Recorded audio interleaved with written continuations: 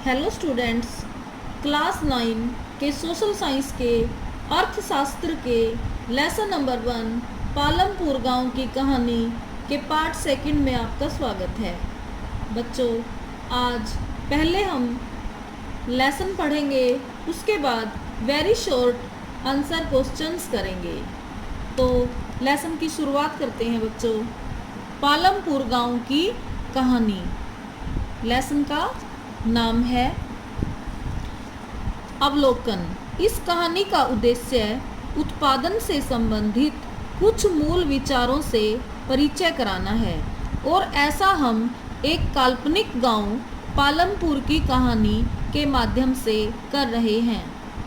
पालमपुर में खेती मुख्य क्रिया है, जबकि अन्य कई क्रियाएं जैसे लघु स्तरीय विनिर्माण, डेयरी, परिवहन आदि सीमित स्तर पर की जाती हैं। इन उत्पादन क्रियाओं के लिए विभिन्न प्रकार के संसाधनों की आवश्यकता होती है, यथा प्राकृतिक संसाधन, मानव निर्मित वस्तुएं, मानव प्रयास, मुद्रा आदि।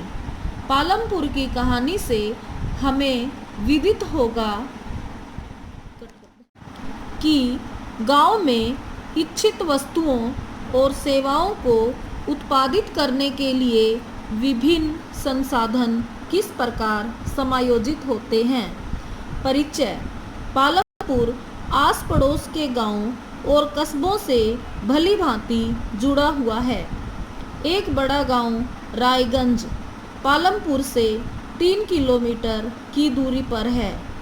प्रत्येक मौसम में यह सड़क गांव को रायगंज और उससे आगे निकटतम छोटे कस्बे शाहपुर से जोड़ती है। इस सड़क पर गुड़ और अन्य वस्तुओं से लदी हुई बैलगाड़ियां, भैंसा बग्घी से लेकर अन्य कई तरह के वाहन जैसे मोटरसाइकिल, जीप, ट्रैक्टर और ट्रक तक देखे जा सकते हैं। इस गांव में विभिन्न जातियों के लगभग 450 परिवार रहते हैं। गांव में अधिकांश भूमि के स्वामी उच्च जाति के 80 परिवार हैं। उनके मकान, जिनमें से कुछ बहुत बड़े हैं, ईंट और सीमेंट के बने हुए हैं। अनुसूचित जाति के लोगों की संख्या गांव की कुल जनसंख्या का 1/3 है, और वे गांव के एक कोने में काफ़ी छोटे घरों में रहते हैं, जिनमें कुछ मिट्टी और फूस के बने हैं। अधिकांश के घरों में बिजली है। खेतों में सभी नलकूप बिजली से ही चलते हैं, और इसका उपयोग विभिन्न प्रकार के छोटे कार्यों के लिए भी किया जाता है। पालमपुर में 2 प्राथमिक विद्यालय और एक हाई स्कूल है। गांव में एक राजकीय प्राथमिक स्वास्थ्य केंद्र और एक निजी औषधालय भी है, जहां रोगियों का उपचार किया जाता है। उपर्युक्त विवरण से स्पष्ट है कि पालमपुर में सड़कों, परिवहन के साधनों, बिजली, सिंचाई, विद्यालयों और स्वास्थ्य केंद्रों का पर्याप्त विकसित तंत्र है। इन सुविधाओं की तुलना अपने निकट के गांव में उपलब्ध सुविधाओं से कीजिए। एक काल्पनिक गांव पालमपुर की कहानी हमें किसी भी गांव में विभिन्न प्रकार की उत्पादन संबंधी गतिविधियों के बारे में बताएगी। भारत के गांव में खेती उत्पादन की प्रमुख गतिविधि है। अन्य उत्पादन गतिविधियों में, जिन्हें गैर कृषि क्रियाएं कहा गया है, लघु विनिर्माण, परिवहन, दुकानदारी आदि शामिल हैं। हम उत्पादन के बारे में कुछ सामान्य बातें जानने के बाद इन दोनों प्रकार की क्रियाओं पर विचार करेंगे। उत्पादन का संगठन। उत्पादन का उद्देश्य ऐसी वस्तुएं और सेवाएं उत्पादित करना है जिनकी हमें आवश्यकता है। वस्तुओं और सेवाओं के उत्पादन के लिए 4 चीज़ें आवश्यक हैं। पहली आवश्यकता है भूमि तथा अन्य प्राकृतिक संसाधन जैसे जल, वन, खनिज। दूसरी आवश्यकता है श्रम अर्थात जो लोग काम करेंगे। कुछ उत्पादन क्रियाओं में जरूरी कार्यों को करने के लिए बहुत ज़्यादा पढ़े लिखे कर्मियों की ज़रूरत होती है। दूसरी क्रियाओं के लिए शारीरिक कार्य करने वाले श्रमिकों की ज़रूरत होती है। प्रत्येक श्रमिक उत्पादन के लिए आवश्यक श्रम प्रदान करता है। तीसरी आवश्यकता भौतिक पूंजी है अर्थात उत्पादन के प्रत्येक स्तर पर अपेक्षित कई तरह के आगत। क्या आप जानते हैं कि भौतिक पूंजी के अंतर्गत कौन कौन सी मदें आती हैं? औजार, मशीन, भवन।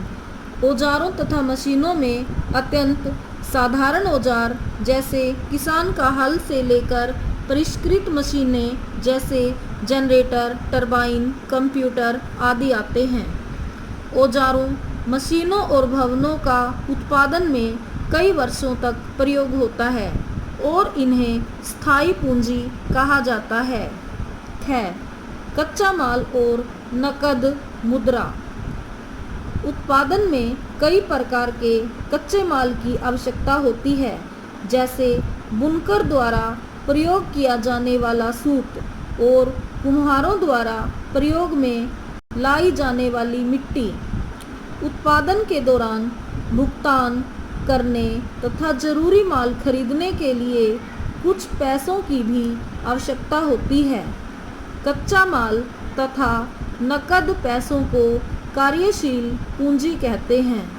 औजारों, मशीनों तथा भवनों से भिन्न ये चीज़ें उत्पादन क्रिया के दौरान समाप्त हो जाती हैं। एक चौथी आवश्यकता भी होती है।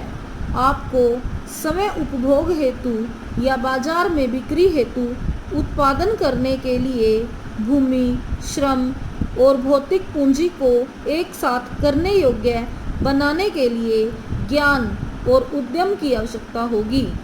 आजकल इसे मानव पूंजी कहा जाता है। मानव पूंजी के विषय में और अधिक अध्ययन हम अगले अध्याय में करेंगे। उत्पादन भूमि, श्रम और पूंजी को संयोजित करके संगठित होता है जिन्हें उत्पादन के कारक कहा जाता है।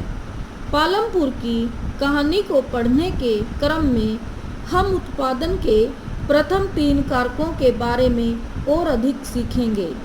सुविधा के लिए इस अध्याय में हम भौतिक पूंजी को पूंजी कहेंगे। चित्र 1.2 देखिए। कारखाने में मशीनों पर कार्य करते श्रमिक।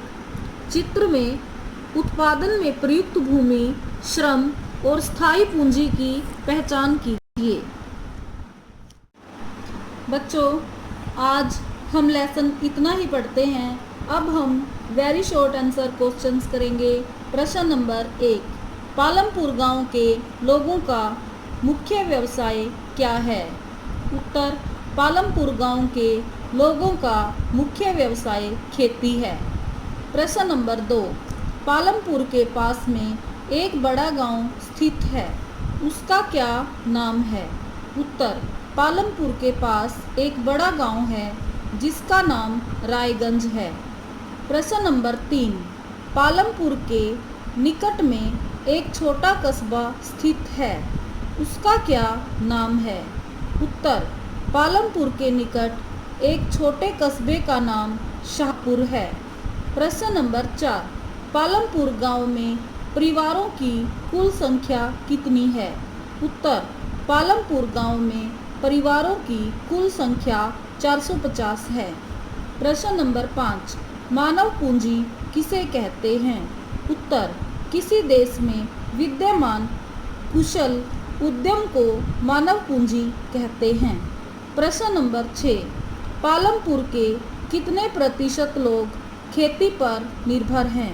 उत्तर, पालमपुर के 75% लोग खेती पर निर्भर हैं। प्रश्न नंबर 7, 1 हेक्टेयर कितने वर्ग मीटर क्षेत्रफल के बराबर होता है? उत्तर, 1 हेक्टेयर 10,000 वर्ग मीटर क्षेत्रफल के बराबर होता है।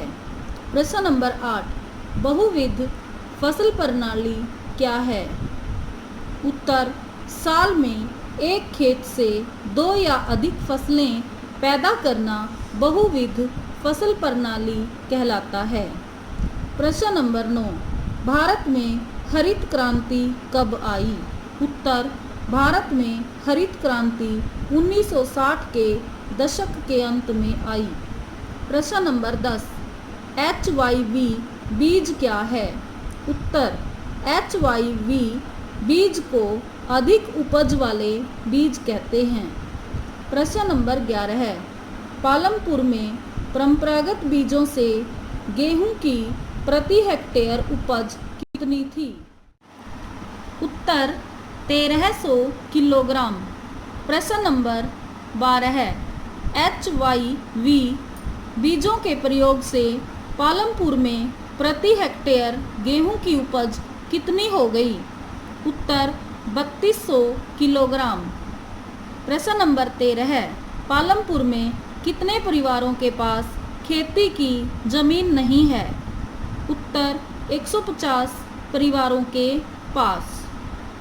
प्रश्न नंबर 14 है, पालमपुर में कितने परिवारों के पास 2 हेक्टेयर से कम भूमि क्षेत्रफल है? उत्तर, 240 परिवारों के पास।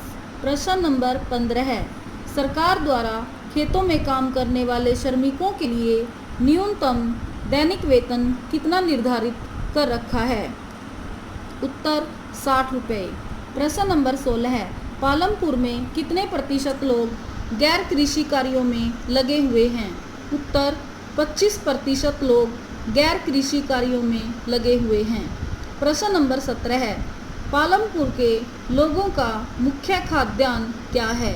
उत्तर, पालमपुर के लोगों का मुख्य खाद्यान्न गेहूं है।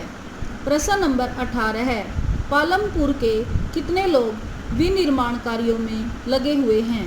उत्तर, पालमपुर के 50 से कम लोग विनिर्माण कार्यों में लगे हुए हैं। प्रश्न नंबर 19, भारत के किस राज्य में रासायनिक खाद का सबसे अधिक प्रयोग होता है? उत्तर, पंजाब में सबसे अधिक रासायनिक खाद का प्रयोग होता है।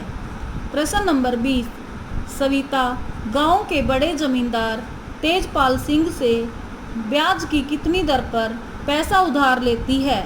उत्तर, 24% वार्षिक दर से। प्रश्न नंबर 21, उत्पादन के 4 प्रमुख कारक कौन कौन से हैं?